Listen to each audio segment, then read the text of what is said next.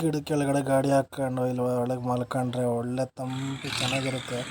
ಸ್ವಲ್ಪ ಹೊತ್ತು ಮಲಗಿ ಎದ್ದೋಳೋಣ.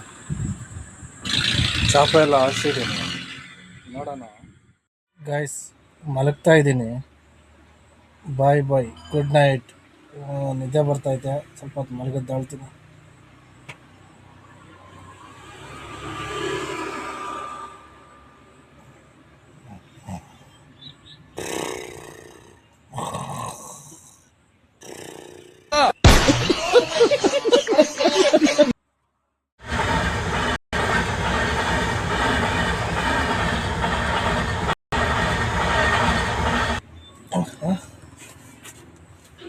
ಎಷ್ಟು ಟೈಮು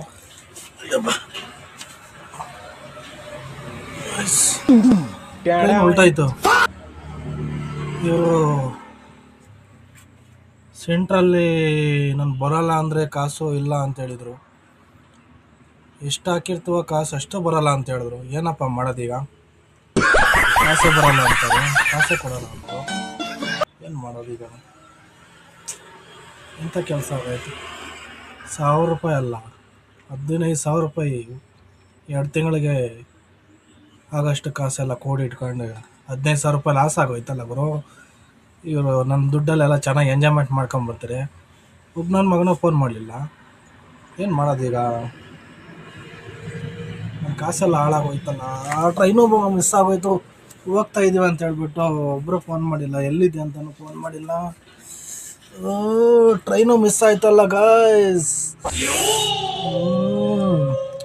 ಈ ನಿದ್ದೆ ಕಣ್ಣಿಂದ ನಾನು ಗೋವಾ ಹೋಗೋದು ಕನ್ಸ್ಕೊಂಡಂಗೆ ಆಯಿತು, ಹೋಗೋಕ್ಕೂ ಆಗಲಿಲ್ಲ. ಎಲ್ಲ ಬಿಟ್ಬಿಟ್ಟು ಬರದೇ ಇಲ್ಲ ನನಗೇನು ಅಂತ ಹೇಳ್ಬಿಟ್ಟು ಕಾಸು ಹೆಂಗೆ ಹಾಕವನೆ ವಾರ ಕಟ್ಟೋಣ ಅಂತ ಹೇಳ್ಬಿಟ್ಟು ಅದೇ ಕಾಸಲ್ಲಿ ಎಂಜಾಯ್ಮೆಂಟ್ ಮಾಡೋಣ ಬಿಡು ಅಂತ ಹೇಳ್ಬಿಟ್ಟು ಬರದೇ ಇಲ್ಲ ಅಂತೇಳಿ ಅವ್ರ ಪಾಡ್ಗೆ ಅವ್ರು ಟ್ರೈನ್ ಹತ್ಕೊಂಡು ಹೊರಟೋಗ್ಬಿಟ್ಟಾರೆ. ನಾನು ಟ್ರೈನು ಹೋಗಿದೆ ಗೊತ್ತಿಲ್ಲ, ಟೈಮ್ ಆಗಿದೆ ಗೊತ್ತಿಲ್ಲ, ಚೆನ್ನಾಗಿ ಮಲ್ಕೊಂಡ್ಬಿಟ್ಟಿದ್ದೀನಿ. ಆಯ್ತು, ಸಿಕ್ಕರೋ ನಿಮ್ಗೆ ಐತೆ ಕಾಸಲ್ಲಿ ನೀವು ಎಂಜಾಯ್ಮೆಂಟ್ ಮಾಡ್ತೀರಲ್ಲ, ಆಯ್ತು ನಾನು ಇಕ್ತೀನಿ ಒಂದು ದಿವಸ.